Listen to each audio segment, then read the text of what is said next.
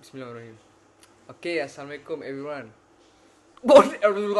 Okay, in this video we will covering a crucial aspect to ensure the responsible handling and disposal of chemical waste. Okay, so this video contain 5 part. The first part is chemical waste. Second, chemical handling and storage. Third, chemical segregation. Fourth, transporting chemical waste. Fifth, disposal waste. So by following this guideline, we can all play a part in ensuring the responsible management of chemical waste. Let's dive in. What is chemical waste? Chemical waste is any excess, unused or unwanted chemical, especially those that cause damage to human health or the environment. Chemical waste may be classified as hazardous waste, non-hazardous waste, universal waste, or household hazardous waste. Hazardous waste is material that displays one or more of the following 4 characteristics, which is ignitability, corrosivity, reactivity, and toxicity. This information, along with chemical disposal requirement, is typically available on a Chemicals Material Safety Data Sheet or MSDS. Radioactive waste requires special ways of handling and disposal due to its radioactive properties.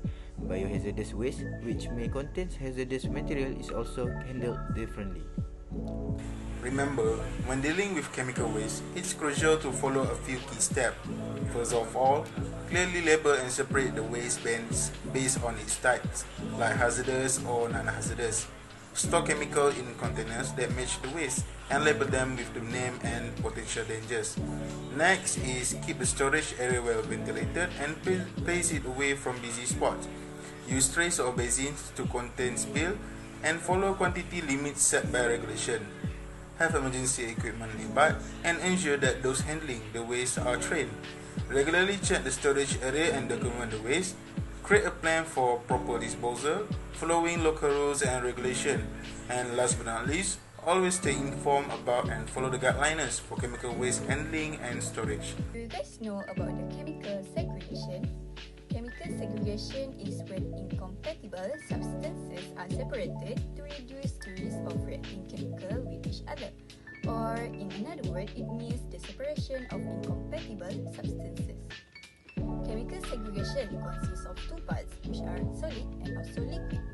So, there are some of the procedures we have to follow in order to segregate the chemicals. For inorganic and organic solid, first, you have to separate water, reactive chemicals, oxidizer and flammable solid into the group. Number 2, identify corrosive chemicals, separating acid from the bases. And number 3, identify irritants and toxic chemicals from the remaining non-hazardous chemicals. On the other hand, for inorganic and organic liquids, first, identify corrosive chemicals, separating acid from the bases. Within the inorganic acids, segregate the corrosive oxidizer. And within the organic acid and organic bases, segregate the flammable chemicals. Number 2, separate oxidizer and organic parasite from the remaining chemicals.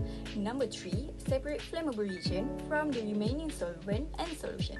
And number 4, separate toxic and irritant liquids from the remaining non-hazardous chemicals. To conclude everything, chemicals should always be segregated according to their specific hazard to prevent any unintended reaction. Next, transporting chemical waste. It requires careful planning to ensure safety and environmental protection. Chemical waste can pose significant risk to the environment if not handled and transported properly. It can lead to soil and water contamination and harming ecosystem. Here is a step to consider when transporting chemical waste. Number 1. Identify the chemical waste. We need to identify the chemical waste according to its properties, hazards, and regulatory requirements. Some chemical wastes are flammable, corrosive, and toxic, such as methanol. Number 2. Use proper containers. We need to use appropriate and durable containers that are compatible with the type of chemical waste that being transported. Also, containers should be leak-proof, sealed, and labeled correctly. Waste collection containers usually stored in specially designated areas in lab. Number 3. Label. We need to label all containers with information such as the type of waste and hazard. This information is critical for anyone who handles and transporting the waste, ensuring they are aware of the specific hazards and characteristics of the materials. In conclusion, this information helps individuals take the necessary precaution to protect themselves. In general, disposal method refer to process used to dispose of waste or unwanted material. There are some of the most common disposal methods. Firstly, landfills are the most common way to dispose of waste. We have to make a huge space in an open low area, usually away from the people reside. Then, the waste collected in a huge truck and then into a place. Once a place is full, they are covered with the soil left for decomposition.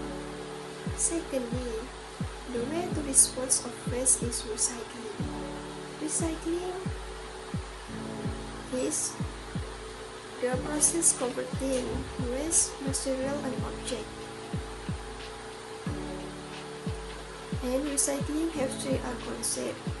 That is reduce, reuse, and recycle. For example, waste items like paper, glass, plastic, and metal can be reduced into new products. So, by recycling, we save resources. Lastly, the way to dispose of waste is composting. Composting is a natural process that turns organic material into nutrient-rich soil. For example, organic waste such as scrap foods and yard. So, by composting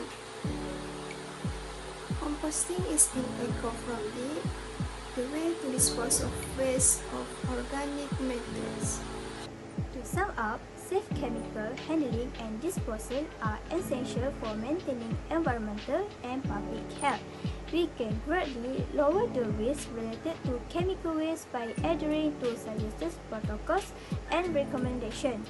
Always put safety first by donning the correct protective gear, being aware of the characteristics of the chemicals being handled, utilizing the proper disposal containers, and abiding by local laws.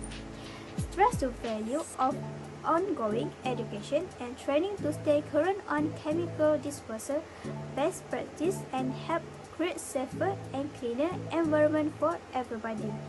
We appreciate you taking the time to read up on these important safety procedures for handling and discarding chemicals.